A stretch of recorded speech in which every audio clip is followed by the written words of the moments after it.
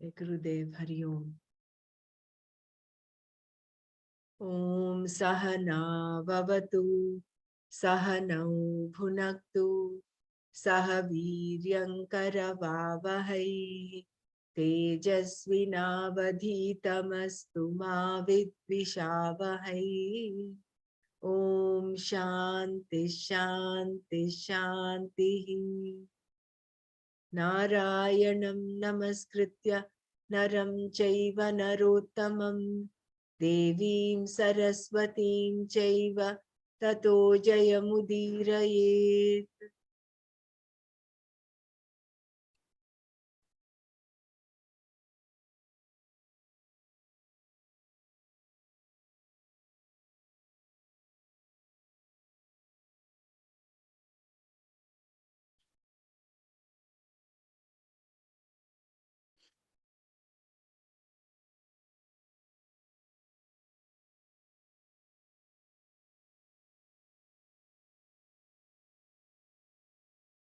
We'll have to start from the purpose of Karma Yoga, right?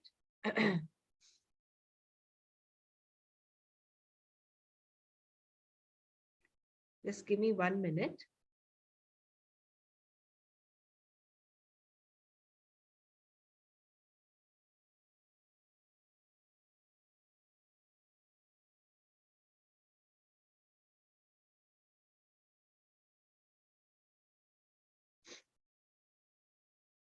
Yeah. So there is no doubt that karma binds with its limited results. So earlier we have seen the previous chapter, shloka was all about describing the Sankhya and the sannyasa. For the sake of this jnana karma sannyasa, one takes to the lifestyle of sannyasa, pursuing self-knowledge. The other nishtha, karma yoga, is for all those seekers in the other ashramas. The purpose of karma yoga. There is no doubt that karma binds with its limited results. But if you do karma for antakarana shuddhi, for neutralizing your raga dveshas, for gaining the grace of Ishvara, if you perform your prayers, rituals and duties for the sake of these alone, the karma you perform becomes a means, yoga for moksha. I will read this once again. There is no doubt that karma binds with its limited results. But if you do karma for antakarana shuddhi, for neutralizing your raga dveshas, for gaining the grace of Ishvara, if you perform your prayers, rituals and duties for the sake of these alone, the karma you perform becomes a means, yoga for moksha. Sannyasa is only possible if you have lived a life of karma yoga. Otherwise, you become a sannyasi who has raga dveshas and you will be miserable. A karma yogi has the means, a world, a field where his or her raga dveshas can be neutralized. Such a field is not there for a sannyasi.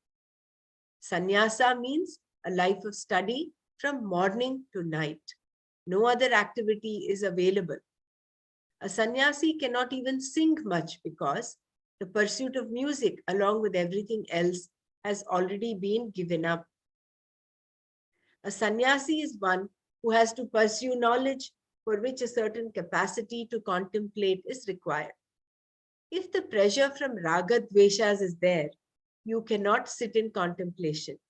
You will find instead all kinds of agitation or you will fall asleep. After a few days, the lifestyle of a sannyasi, traditionally indicated by the wearing of orange robes, will become a source of irritation. Naturally, then, sannyasa is meant only for those who, to an extent at least, have taken care of their ragas and dveshas. The twofold nishtha is meant only for Shreyas. Arjuna wanted Krishna to tell him which one was better, and Krishna replied that one can be a sannyasi or a karma yogi. Both are meant for the same end, moksha, Shreyas. One can live a life of karma yoga and gain moksha, and one can live a life of sannyasa and gain moksha. The only difference is that for a sannyasi, there is only knowledge, whereas for a karma yogi, there is knowledge and karma. This difference must be understood well because this is where there is a lot of confusion. Arjuna was a karma yogi, not a sannyasi. By listening to Krishna, he was pursuing knowledge. Although grahasthas pursue other activities, they are qualified for knowledge. This pursuit of knowledge plus the performance of karma made Arjuna a karma yogi. If the pursuit of knowledge had not been there, if he had no discrimination, if moksha had not been the end for him, he would not have been a karma yogi. He would have been a simple doer, a karmi, a karmatha. Then moksha is the end in view. Then karma becomes yoga because it is done with a particular attitude in order to gain antakarana shuddhi, purification of the mind. In this way, karma yoga is important in gaining knowledge. You can take sannyasa and gain sarva karma sannyasa, or you can live a life of karma yoga and gain the same thing. Sarva karma sannyasa is an end in itself, for which the means is either of the two lifestyles, sannyasa or karma yoga, revealed by the Lord in the beginning itself in the Upanishads. So sarva karma sannyasa is nothing but moksha, and that is the end, for which the means is either of the two lifestyles, either sannyasa or karma yoga. Among the 10 Upanishads commonly studied, the first one is Ishavasya Upanishad. The first mantra of this Upanishad is meant for the sannyasi, the jnana yogi. It says, in this moving world, everything should be looked upon by you as Parameshwara, the Lord. Ishavasya midam sarvam. The Lord being everything, what is there that is yours or not yours? Live a life of renunciation and pursue self-knowledge alone. This mantra advises. Pursuit of this knowledge, giving up every other pursuit, is the life of sannyasa or jnana yoga, said Shankara in his commentary. The second mantra of the same Upanishad says, even if you want to live 100 years, live doing karma with the proper attitude. This is the best way for you. If karma is done in the proper way, it will not affect you at all. This is karma yoga. Thus we see here that the twofold nishtha being unfolded. Sannyasa, wherein the pursuit of knowledge alone is allowed, and karma yoga, the pursuit of knowledge along with whatever karma is to be done. Throughout the Shastra, these two nishtas are always discussed in the same way. Choice of lifestyle.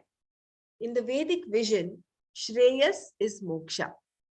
Moksha is the end, the human destiny to be gained in this life. Here itself, samsara is crossed. To have taken a human birth means that you have already made it. Because you have an intellect, buddhi, viveka is possible. It is true that experience teaches, but you do not need to get knocked around for 75 years to develop discrimination. 25 years are good enough. Once you develop viveka, Shreyas alone looms large before you. It becomes the only real end for you. Then you become either a karma yogi or a sannyasi. The nishtha was told in a twofold way because there are two kinds of people. But there is only one means for moksha, knowledge. Depending on the kind of person you are, you can be either a sannyasi and pursue knowledge to the exclusion of all else, or a karma yogi and pursue knowledge along with karma. In both lifestyles, the pursuit of knowledge is common. Knowledge is moksha. Therefore, the choice is not between jnana and karma. It is between sannyasa and karma yoga. When the choice is between karma yoga and sannyasa, it is natural to look to sannyasa. Given a choice, why do karma at all? Sannyasa seems to be the better choice since performing karma implies so much effort, problems, and even bloodshed.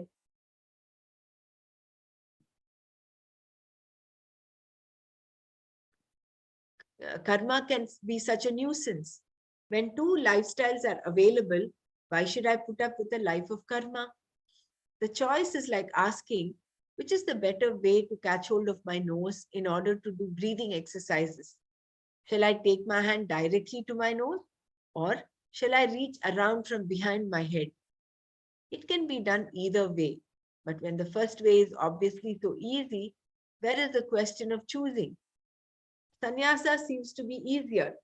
Just give up all the karmas and pursue knowledge. Why do both? A karma yogi living in an agricultural society, for example, has to milk the cow, graze it, wash it, take care of the children, among other things. One child is crying, the other is on his lap, and the third one is tugging at him from behind. The mosquitoes are biting, and his wife is shouting. In between, he has to perform the fire ritual called Agnihotra Karma with all its problems. The firewood is wet, everything is smoking, and his eyes become filled with all kinds of tears. Tears born out of the smoke, tears born out of all the nagging with all kinds of tears. Tears born out of the nagging children, tears born out of his helplessness, and so on. When will such a person have time to pursue knowledge? Whenever he picks up the Gita book, all that comes is sleep. Is it therefore not better to go for sannyasa? Arjuna definitely thought so. However, sannyasa is not as easy as it appears. It looks as though you need only sit and study, but try it and you will find that it does not always work that way. Instead, you may vegetate all day because you are not able to study so intensively. This then is not the way. Thus, Krishna continued to tell Arjuna exactly what sannyasa and karma yoga are. Even though a choice is there, karma yoga will pave the way for sannyasa. It will even pave the way for the desire for knowledge and therefore for vividisha sannyasa. Krishna told Arjuna that sannyasa is not at all easy, in spite of how pleasant and simple it appears to be. After all, sannyasa is giving up everything. Arjuna thought that giving up everything would not present any great problem, especially since he had lived in the forest for 12 years. But during those 12 years, he had been thinking about Duryodhana and the kingdom and the injustice of it all. 12 years of meditation upon Duryodhana did not make Arjuna a sannyasi. Arjuna had been nursing a big hurt for a long time. Therefore, sannyasa was not going to come so easily to him.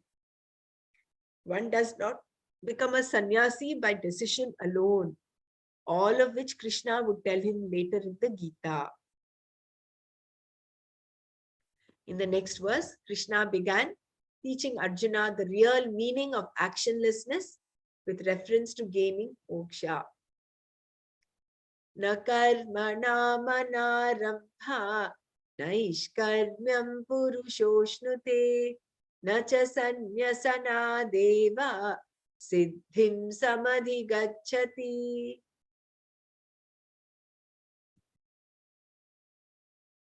Purushaha, a person, karmanam, of activities, anarambhat, by non-performance, naishkarmyam, a state of actionlessness, na ashnute, does not gain, cha, and sannyasat eva, but merely by renunciation, siddhim, success, na samadhigacchati, does not gain, does not attain. A person does not gain the state of actionlessness by the non-performance of activities, nor does the person attain success or liberation out of mere renunciation, sannyasa. We have seen here that there are two lifestyles, nishtas. Jnana Yoga Nishta and Karma Yoga Nishta. These two nishtas are for two types of people, the sannyasis and the karma yogis respectively. All those seeking liberation who are other than sannyasis are karma yogis. Here Krishna explains why this is so. There is a connection between karma yoga and sannyasa yoga. Sannyasa, jnana yoga. For a jnana yogi, the pursuit of knowledge alone is yoga, for which he or she must have freedom from the hold of ragas and dveshas. Raga dveshas have been described by the Gita itself as the source of all our problems. Therefore, raga dveshas must be taken care of there before one becomes a sannyasi. If you become a sannyasi without karma yoga, how are you going to neutralize your raga dveshas? There are ragas, desires for certain things, and for a sannyasi, it is impossible to fulfill them. Dveshas, those situations that one wants to avoid, will also be there with no possibility of being neutralized. As a karma yogi, however, you have a field in which your raga dveshas can be neutralized. Thus, karma yoga becomes the means for jnana yoga, and jnana yoga becomes the means for moksha. We have seen how Can the you word please repeat that? as a karma yogi, however, you have a field in which your raga dveshas can be neutralized. Thus, karma yoga becomes the means for jnana yoga, and jnana yoga becomes the means for moksha. So one thing we have to understand is that both the nishtas are meant for Shreya alone.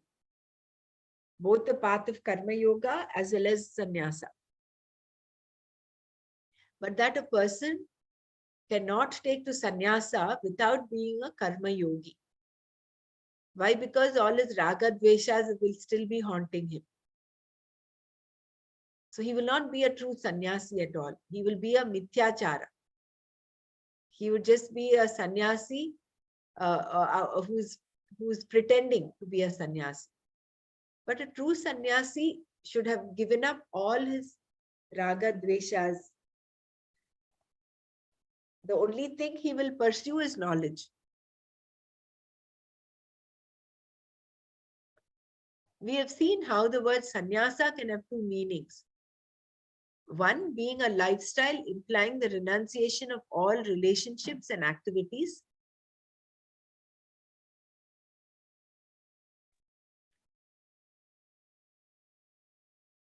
One being a lifestyle implying the renunciation of all relationships and activities in order to pursue knowledge alone. The other meaning is that by knowledge, one gives up all action. Jnanena karma sannyasa. Shankara often took it this way. Sannyasa as an end in itself. Knowledge being sannyasa. This is because sarva karma sannyasa, the giving up of all action, takes place in knowledge. Through knowledge, the doership of the Atma is nullified. Because there is no doership in the Atma, even as one performs action, it is not really being done by the Atma. Only when this is clearly understood is there the giving up of all activity through knowledge. Jnanena karma sannyasaha. This is what is meant by the word sarva karma sannyasa, which is equivalent to moksha. Nyasa means renunciation, and sannyasa means perfect or complete renunciation. Thus, sarva karma sannyasa means perfect renunciation of all action, the renunciation being in the form of knowledge itself. This knowledge is not possible without a certain mind. Such a mind is accomplished by karma yoga, performing action with the proper attitude, as we saw in the previous chapter, and we will see again in this chapter. Karma yoga enables you to give up all karmas in the sense that it becomes a means for sarva karma sannyasa.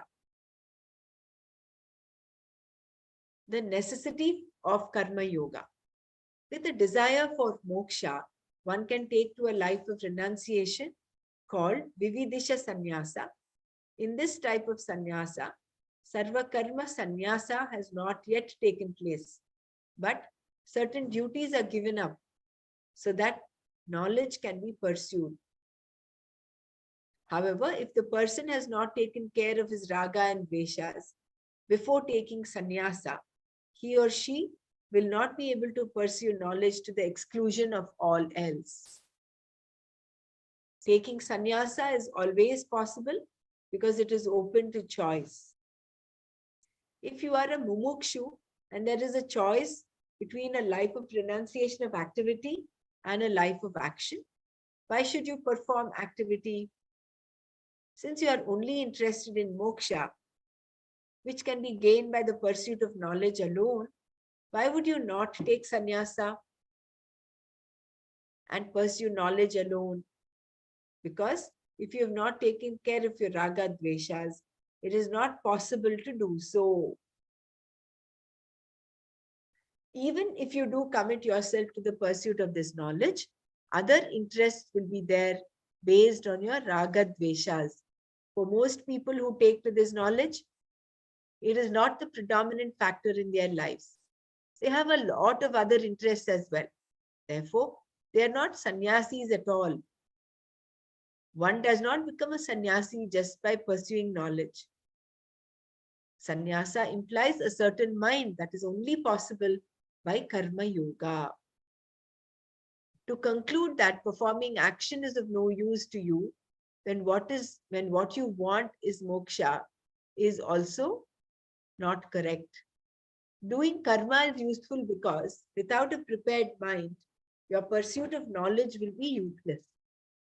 Without karma yoga, there is no chance of neutralizing your raga dveshas, and if this neutralization does not take place to a significant degree, there is no chance to gain the knowledge through which all action is given up.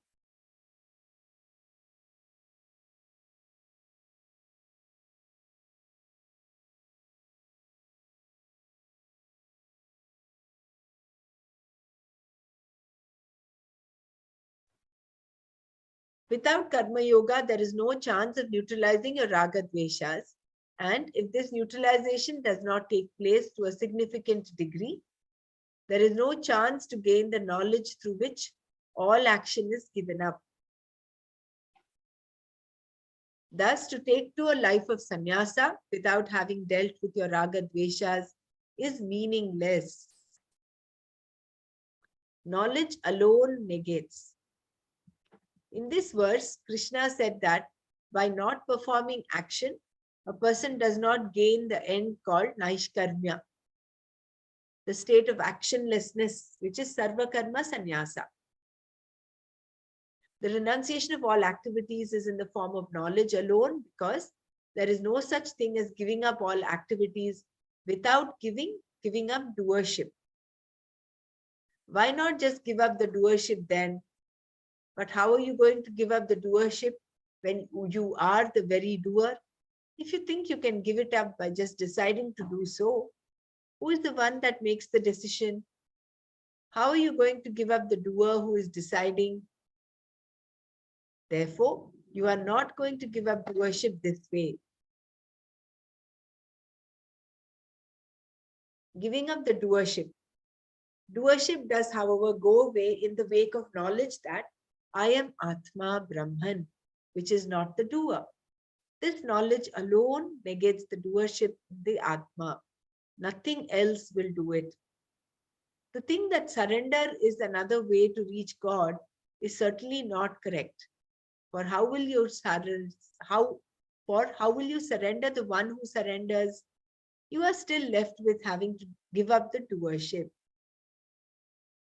A relevant verse from the Mahabharata is as follows. Tyaja dharmam adharmancha ubhe satyanrite tyaja ubhe satyanrite tyakva yena tyajasi tatyaja. So beautiful. Give up dharma and adharma. Give up the concept of real and unreal. Having given up the concept of real and unreal, give up that by which you give up. It's like the ladle, the last bit of the wood is also put in the fire. Yena tyajasi tat tyaja. Give up dharma and adharma, right and wrong, good and bad. Go beyond them. Do not just give up the right and do the wrong. To give up the wrong and do the right is only the first stage. Then give up the right also. The very concepts of right and wrong must be given up. All karma is to be given up. Both punya karma and papa karma have to be given up. And that giving up is what we call sannyasa. A sannyasi does not perform actions that will create papa, nor does he or she do actions for the sake of punya. Giving up both punya and papa karmas, the person becomes a monk, a renunciate. Having done this, all that is then done is in the form of inquiry, vichara, with reference to the person's concept of what is real and what is unreal. Eventually, these concepts also are given up. Suppose someone says that he or she has given up all concepts of reality, both empirical reality and subjective reality, meaning that the person no longer cares for the empirical world or for the false values he or she once had. The person no longer thinks that money or anything else is going to liberate him or her. In other words, he or she has become dispassionate towards everything that exists within the empirical reality we call the world. Having discovered this inner dispassion, the person now has the notion, I am a sannyasi. I am dispassionate. In other words, the person is still there in the form of the ego, ahankara, which says, I have given up everything. This ahankara also has to be given up, and this can only be done through knowledge. In fact, you do not give up the ahankara. How can you, when you are the ahankara, only in the wake of knowledge that you are not the ahankara, does it go away, because it is not true. And along with the ahankara goes the doership and all actions too. By absence of doership and therefore all actions, it should not be construed that the one who has knowledge of the self will be like a stone, not performing any action. In spite of all actions, the jnani does not take the self to be a doer. For the jnani, the doer is the self, but the self is not the doer. In this sense, sarva karma sannyasa,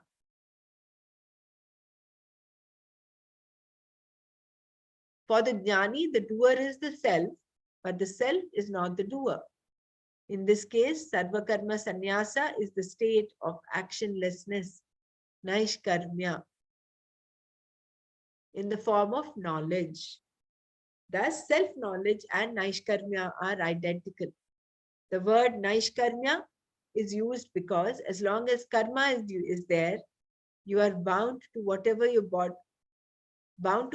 body you have at any given time and place. Even in a dream, you have some kind of physical body of your own, albeit set up by your own thought. All bodies, ethereal, celestial, and corporeal, are all because of karma alone.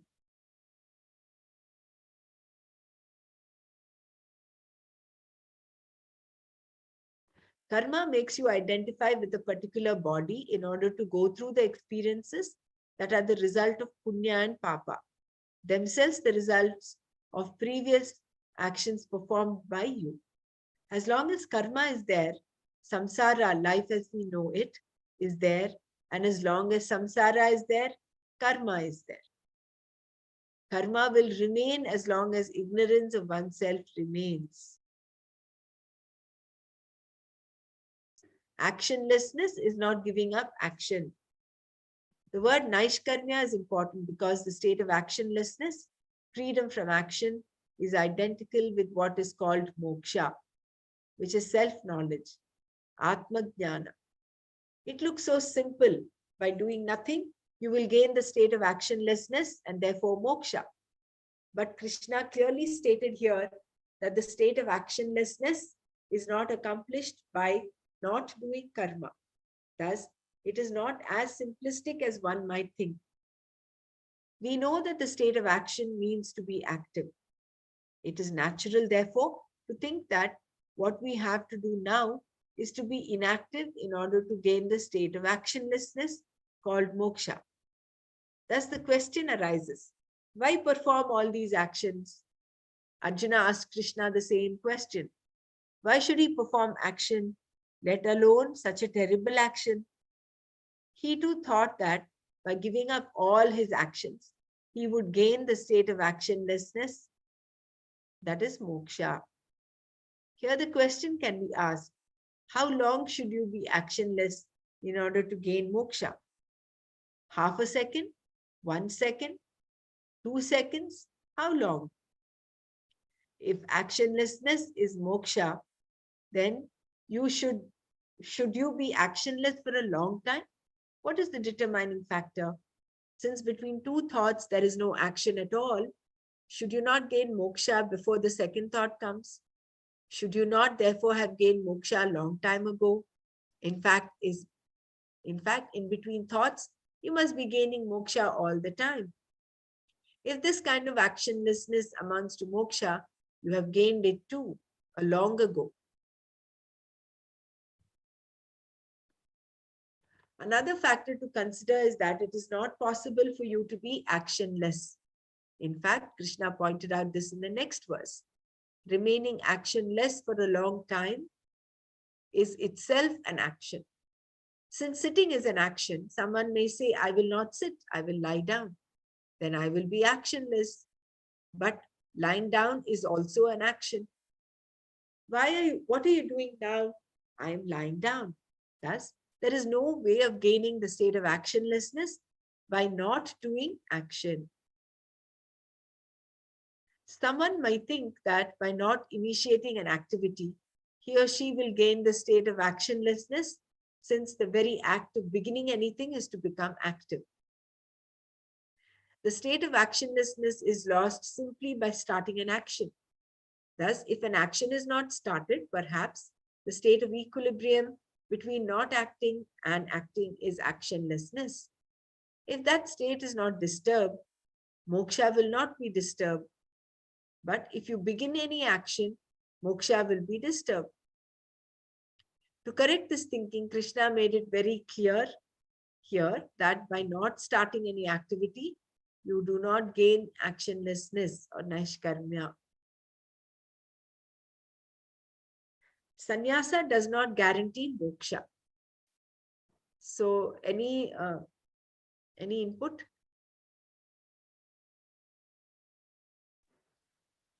Hari Om. So Swamiji here is mainly trying to focus for us Antakaran Shuddhi. That is the only, right? Correct. So, And for that you do the karma. Because this is the only field where you can get rid of your raga dvesha. And how Very beautifully he said, to begin with, you have to have the concept of dharma, adharma, and then walk on the dharma path. Later on, give that also. Give up that also. The concept of dharma, adharma, right, wrong, that also you give up. See, what I'm thinking, the one thought that kept coming to me while we were chanting today as well as reading this, is that if you imagine our lives to be like, say, wavelengths, disruptive waves we are, because of all our papa, punya, all the raga dveshas, all of that, where our antakarnas are not shuddh, they're not pure, it is like we are all very haphazard waves. But by performing karma yoga with the attitude of a karma yogi, following dharma, of course, first, and falling in line with our swadharma, then we are like those disruptive waves. Disruption is slowly getting in sync with the nature of the order of creation. So you're falling in sync. So for that, unless you do karma yoga, you cannot convert a disruptive wave, a wave that is haphazard, into a wave that is smooth. If you know, the Spandakarika is coming to my mind, where the general vibration and the special vibrations, right? So the divine, Ishvara, Atma, Brahma, whatever we call it, is the general vibration that is running in and through. It is that smooth vibration, smooth wave. But all of us who are not yet attained moksha, we are all having disruptive waves, disturbed waves. So we have to fall in line with that. For that, we have to ease out all those creases, iron out everything. So in order to do that, the only way to do it is through karma yoga, where all those raga dveshas, all those disruptions are smoothened out. That is when Atma Shuddhi happens, Antakarana Shuddhi happens. Then there is nothing between you and the general vibration. You become that.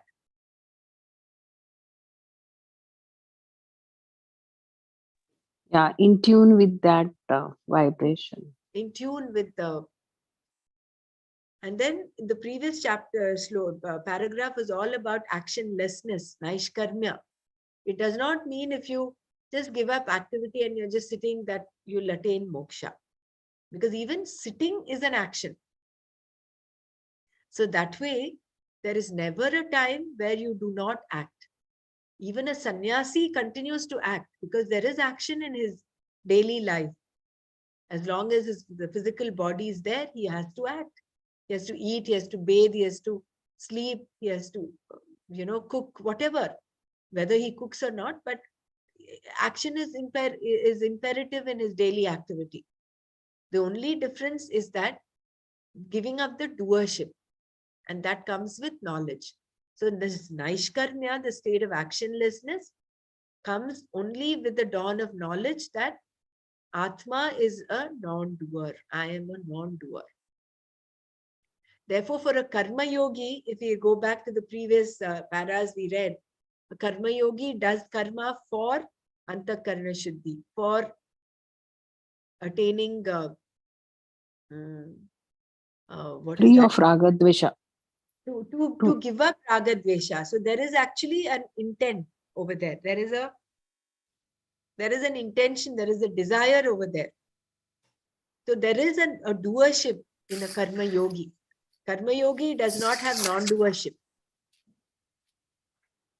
He is doing a particular activity to bring about that state of antakarana shuddhi, to give up ragas and dveshas. Here And there is one sentence. Sorry. Yeah, go ahead. Here there was one sentence like doer is the self, but self is not the doer. Remember? Somewhere there is just.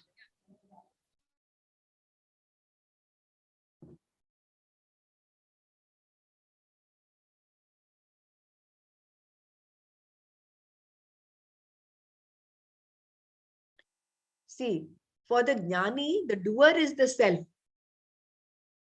But the self is not the doer.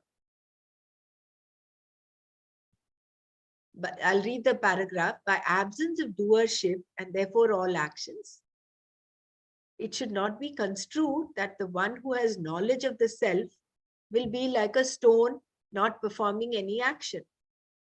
In spite of all actions, the jnani does not take the self to be a doer. For the jnani, the doer is the self. The self here is the Atma, right? But the self is not the doer.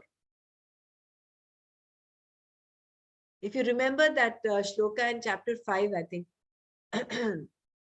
Parshan, Sprishan, Jigran, Ashnan, Gachan, Swapan, Swashan. So he does all that, but he looks at all that as a witness. All that is happening. It is like the Gauna Pratyaya. It is superimposed on him. He does not have that the thing that I am doing it. Yeah, he does it, but he doesn't take the doership. Does not take the doership.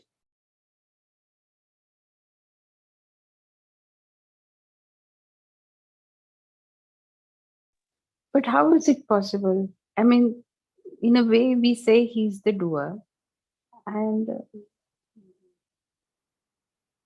not taking the doership. This is little confusing, isn't it? It is just like in the dream, no? See, even in a dream, that is what even Swamiji gives the example. Even in a dream, you have some kind of physical body of your own, albeit set up by your own thought. All bodies, ethereal, celestial, corporeal, are all because of. So the self-knowledge and Naishkarmya are identical. The word Naishkarmya is used because as long as karma is there, you are bound to whatever body you have at any given time and place.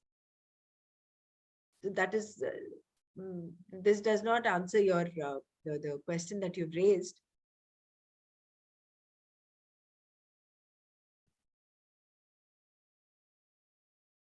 He sees all that as just happening. He's only witnessing it. But in one hand, we say he's the doer, and then he doesn't take the doership. Yeah, see, action is happening through him, but he is not the doer. In his presence, everything is happening. Just like in the presence of sunlight, everything happens. But the sunlight is not doing anything, no? In the presence of sunlight, we can see XYZ, we can see the manifest universe. But it is not that the sunlight is making you see. In his presence, we are able to see everything. So sun is not doing any action there. He's only there shining bright. But in the wake of sunlight, in the light of sunlight, every other activity is happening. It is Yes. you cannot attribute action to the sun, saying, oh, the sun is acting. But without the sun, nothing can happen. Nothing can happen. So the self, therefore, for the jnani, the doer is the self, but the self is not the doer. Yeah. In Atmabodh, Jai Gurudev, Jai Gurudev, I understood it as that swashan, swapashan, that is that particular thing. See, we are breathing. The Atma is not breathing. Right? And yeah, it is happening. I'm taking it that way. Okay, I don't know how to put it in words, but I can, I'm hearing. Yeah, getting it what you're saying. We are hearing, we are smelling, we are tasting. Tasting, it has to be, everything is connected with the Atma. Right, Pramaraji? Yeah. I took it. But Atma is not doing that. Atma is through Atma. It's a medium. I take it that way. Jai Gurudev. I don't know how I put it in a. But that is what I understood. Jai Gurudev. See, if you compare a dead man to a person who is alive, a dead man does not perceive anything, right? So it is only because that the consciousness is there in the live person that he's even able to perceive things. So that is the self. But the self is not ultimately, eating, drinking, perceiving. No, but it is because of the self that perception is possible. It is the power behind. It's the eye behind the eye. It is the ear behind the ear.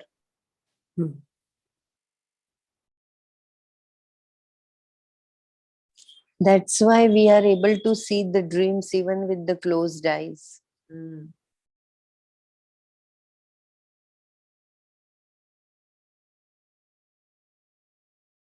It is that which is there all through, in and through, as the witness. It is that all-pervading energy, that all-pervading consciousness, that scintillating energy which is there all through, but that does not act. It is because of this that everything happens.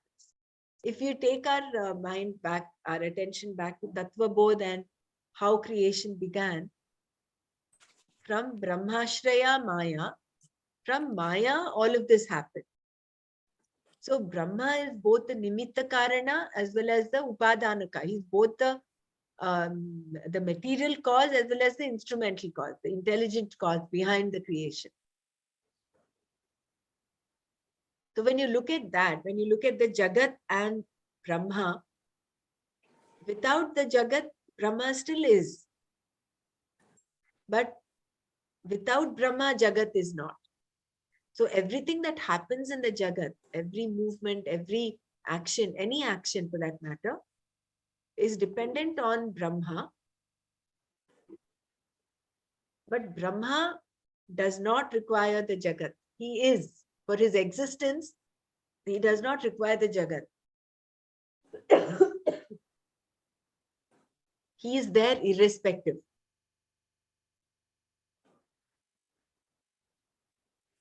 Yeah, it's only a witness. Yeah, Jai Gurudev. Just now, Delaji said, we see dream. This sentence itself, we see dreams. That see comes, but the eye doesn't work in that, right?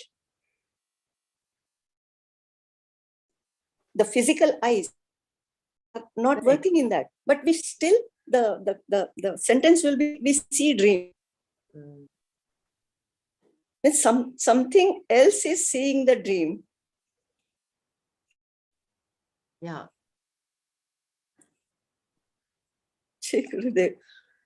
Oh my You know, when we were reading this thing about sannyasa and all that, I was wondering whether how it would be if we were to, practice sannyasa for some time of a day, just for the fun of it, just to see how far we can be a sannyasi, for instance. Maybe the advanced course, when you do the advanced course, you're given that opportunity to become that. But then in our daily life, that is in the advanced course, but here in our day-to-day life, if we can just put the garb of a sannyasi, we're virtually, I'm not saying literally, but you just take on the garb of a sannyasi and then just do a make believe sannyasi. We just find out and look at ourselves and see how many times we are kind of tossed and turned over by raga dveshas. I thought it would be a fun activity to do. When we can actually give up everything to the and pursue only knowledge. I mean, we all become Vividisha sannyasis. But I think, Brahmaraji, it is the other way. First, you give up Raga Dvesha and then wear the robe. Not No, before that. I'm not saying correct. That is true. That is how it is to be done. What I'm saying is, while we, just for the fun of it, if we can just practice being a sannyasi for maybe 3 hours, 4 hours, for a short period of time, then we will actually understand why it is so difficult to become a sannyasi without giving up raga dveshas. Hari Om, my dear. Yeah. I believe that you don't need to practice or become, or it automatically comes, my dear, with knowledge. I mean, when I look at our Gurudev, Swami Chinmayananji's life, I mean, I really adore. For us, just one family we are not able to tackle. And I really admire that how they are taking the whole world as the family. I mean, it is just by thinking about them, it brings that dispassion within your own family also. So I don't think we need to do it. It comes automatically, isn't No, it? no, I Dharmaraj? completely agree. I'm not saying that it will not come. What I'm saying is, it was just a thought that came to me today when I was reading all about the sannyasa and the aspects of sannyasi, is that it would be a fun activity. It is not like Yeah. Yeah. it was just a thought, a suggestion that came to me. How I about just to know how difficult it to is. know Yes. how difficult it is to take on the sannyasa thing without being a proper karma yogi. That's all. That's the Very only. true, very true. Very, even for silence, during Navaratri, I Mm. try, but it is like in ashram, it comes automatically. At home, when you try to practice silence, then it is not possible. But I learned the other way, that wherever your inside tells that you speak, I give a break, that when, especially for reaction, when there is response, it is fine, but for reaction, give a break and then keep that silence. I believe is very important. It's more important than keeping the silence with a, like, I want to keep silence for 9 days of Navratri. Throughout the year or throughout the day, maybe wherever it is required, you keep mum. I mean, there your silence will be very beneficial. That's what Right. I Right. learned for myself. Yeah. Very good idea. And that is also you're having a say on your raga dveshas, isn't it? When you don't react, when you're responding, you are Yes, and 99% of the time it has worked so well. Where before it used to be like I used to, but then it is like you are punishing yourself by speaking. It's better to keep silence than to keep, I mean, to utter the words which were not required at that time. But then just keeping quiet and keeping that thing in the mind, many a times, fewer times you will have to speak, right? Um, I don't know. I mean, I'm a little confused here because if you keep piling up things in your mind, No, unless you you give, don't need to. unless let go, unless you Your let inner go of the, dialogues should also stop. I'm sorry, Mrinalji, to Hmm. interrupt. Your Yeah. inner dialogue should match with your external. I mean, it will come with the practice. Definitely, it will come. Initially, you may have so much of klishtam inside within your. But slowly with practice, it definitely comes. 110% it comes. And believe me, it is not that because you said the things happen. The things are happening even without your telling, whether it's for kids or for adult or for elders. It comes, it happens. We feel that because of our saying he has changed or she has changed. No, it was meant to change.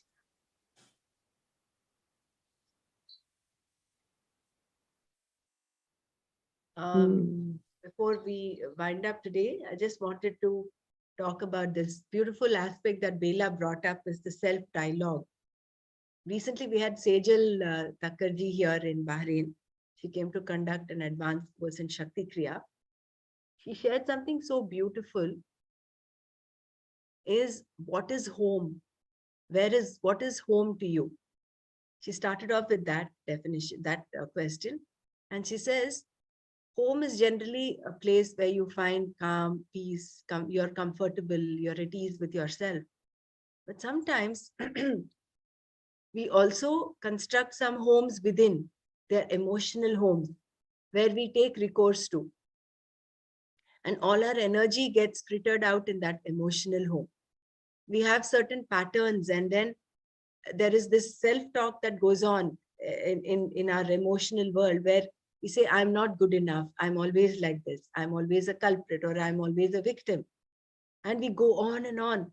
So that beautiful energy that you are is getting frittered away in this other aspect, in this emotional home. We keep visiting this home time and again throughout the day. So how much you're able to keep your energy focused, your energy uplifted, all that depends on which home you are placing your energy in. She actually meant, she wanted to share this, and it went on to how important that Shakti Kriya was, is that everything is made of energy, and then it is you're bringing that energy to one focus, to one, you're uplifting the whole energy so that it manifests as as one gush of energy, and it subdues all the other, uh, other vents, so to say, that your energy gets frittered out. Then your energy becomes laser beam, like sharp, and it'll help you attain what you have to attain. So that is apart from this, but what I meant here was that self-talk, which is our, those emotional homes that we construct for ourselves. And it is a force of vasana, force of habit, that memory that keeps taking us back to that place. So I think out of practice, like how Bela very rightly said, out of practice and out of awareness, mainly it is awareness. Unless you are aware that you're even doing the self-talk, there is no way you'll change it. So number one is being aware of it, and then slowly and gradually, like that uddhared atmanatmanam, na atmanam avasadayet. You have to by yourself become your mind's friend. And shanaihi shanaihi, little by little, we remove all those cobwebs and clear our inner thought process. Yeah, fine. When yeah, that's very true and very beautifully explained, Brahmaraji. But what Belaji was saying, like correcting someone, correcting children, how far it is right to do that? You have to do How your duty, can right, as a parent. You have to that's do. what I was saying. She Yeah. said it happens on its own. That's where a little confusion I have. Yeah. See, one thing is the what Patanjali says, whenever you are a person who is practicing ahimsa, there is no violence around him. That is the benefit of practicing ahimsa. So when you yourself are not reacting to things, you're not getting angry, then automatically that thing will spread to the outside world, outside whoever is there around you. So that way, what Bela says is very right. But at the same time, you have to do what is to be done. When something is going wrong and your child is doing something which he or she should not be doing, you cannot say, okay, I will not react and that will itself take care of it. No. There, I think it's a balance where you actively accept it, number one, and then take corrective action. Then whatever you say will hold value, and there will be a possibility of change for that, for your child. So both will work. Of course, both work. Both Yeah, have their... Gurudev. Sorry. Gurudev said, no, even Lord Shiva has kept that poison till the throat only. So you, as a mother, yes, you have to say when there is wrong thing. You can't keep quiet. But then that should not affect your, your own self, that why he did that, she said, did that. And then you said and finish, it's over there. And you have to be I mean, what you say, Gujarati mein kehte hain ki sahaj roop se. सहज means very, जैसे सहज समाधि में meditation के लिए कोई effort नहीं करना पड़ता है ना, वैसे ही एफर्टलेसली द थिंग्स हैपन. या इवन इफ यू, या यू हैव टू से एज अ मदर. पर वही गुरुदेव कहते हैं ना, लॉर्ड शिवा ने कैसे पॉइजन रखा है, it doesn't come to the heart, no, you have to speak. But that should not affect your own inner well-being. And for every small thing, you should not be a nagging parent at the same time. I still, when I analyze myself 20, 30 years back, I really feel whatever things I had done, I mean, right now, the things I cannot continue the same way. And we will not be the same way. It is all the grace of Kitappa and Nanaji. And I mean, we can feel the difference in our lives, isn't it? Yeah. Yes. Very true.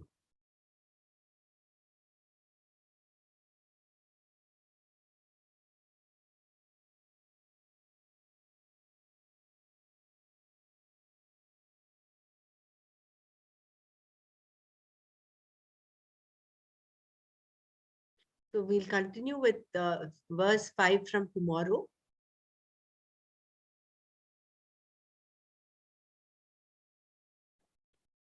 There is, as we see, there is, little by little, there's more clarity dawning in the way we are understanding sannyasa, Yeah. karma yoga, Right. why Correct. the need for karma yoga. No? So first read, we were all confused talking about how is Sunday. I mean, I can remember even what we were talking then, but it is so clear now. Yeah, it is good. Yes, even chanting is, I mean, it is so beautiful. I cannot express Sheilaji when she was saying, no, in the first round, that how she was feeling. Beautiful. It's beyond description. Very Today, in beautiful fact, I was not experience. prepared. I had not prepared. And you chanted so well, was Rinalji. so scared. Amazingly flawless it was. And I was about to give up You did saying that I very haven't practiced because I thought it would be tomorrow. And that came as a surprise for me. I was just in two minds whether should I chant. I said, let's go. No, It was so well. It was so well. In fact, I wanted to chant that 15th adhyay, that just for that one shloka, Nirmana Moha, which brought me to Gita. Yeah. Shri Gurudev. Yeah. So nice. Tomorrow I am in for any, Brahmaraji, please. Yeah. No problem. Count me too. Yes. Right now I am able to opt because I am at Urvi's place, so I will be free in the morning. Okay, no problem. And I can share the screen as well, Brahmaraji. Okay. As long as I am with her. Yeah. Yeah, today I wasn't ready, but nobody came forward for 16 and 17. You said you will chant 16, Brahmaraji. Then Nanaji has already said he'll chant 18. Then Right. when Belaji asked, I mean, when it happened, I observed that moment, elder person is trying to have something, and a small child, ja, give me that. Then how he shares that moment I observed between Nanaji and Belaji. Yeah. But I love Nanaji, but he is such a compassionate and kind every time. Today I wanted to have a little more, and amazingly he said, chant few more. I was so happy. Yeah, even I caught that moment also. And you were ekdam, aha, आसमान मिल गया ऐसा हो गया आपको. Wow. But there is a sea change in how, if you look at how our chanting was maybe a few months down the line and how it is today, there's a big difference. Absolutely. I couldn't read. And when you're chanting correctly, that inner, it is like, it's a very uplifting feeling. When you're chanting correctly, the correct gamaka, correct, I mean, when it is like you're bringing in that purity of chant. It is like Arjavam is there. What Bhagavan said, what you are saying, you're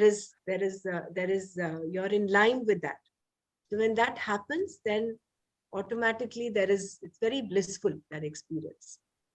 Yeah, only thing now it should come with the meaning. That will Correct. really make a lot of So that makes it a big difference. difference. Makes a big difference. So Hmm. it's better when we are chanting our daily one chapter, if we chant using the Gita verses, Swami Dayananda's Gita verses, or wherever we are chanting from, if you also read the meanings and then chant, will be very beautiful. Yeah. Yeah, at least that Tatparya part, Yeah, that just at the least, Tatparya yeah, part, please. even just the Tatparya part makes a lot of difference. That's a very good suggestion. Yeah. Yeah, Jai Gurudev, one moment. Nanaji said that it's a lot of different. I was concentrating on that today, and yes, whenever that Rasva and Dirgha was differentiated, other peoples were chanting, I used to see that made mistake, and that makes a lot of difference also. So we should how much I'm reading correctly about that, but that Jodakshar, that pa and the, when I just stumble. Paryaptam. Yeah. Practice only. The only way out of it is to Ta. practice. Yeah. No, you did well, Sheila जी. वो mind में से निकाल दो कि वहां होते हैं बस. You did so well. नहीं होता है वो. होता है. अब वो त व और य तीनों साथ में आते हैं ना, तब मैं टंबल ये अपना जीभ घूमती नहीं है. फिर थोड़ा पॉज दे के फिर उसको करना पड़ता है. It doesn't come automatically. That I have understood कि हाँ यहाँ मेरा होता है. That is good. That way I improve myself. And I don't know about the Rasva Dirgha, how far I am chanting correctly. That I have to see. I mean, yeah. Then Brahmaraji will be the correct judge for that, whether it is, and Nanaji, of course. So you've chanted very well, Sheila ji. It is improving. I don't say I did very well, but I'm improving. That's for sure. Yeah. I'm confident of that I have improved. Yeah. We will conclude here today. Om Loka Samasta Sukhino Bhavantu. Om Shanti Shanti Shanti. Om Tat Sat Shri Krishna Arpanamastu.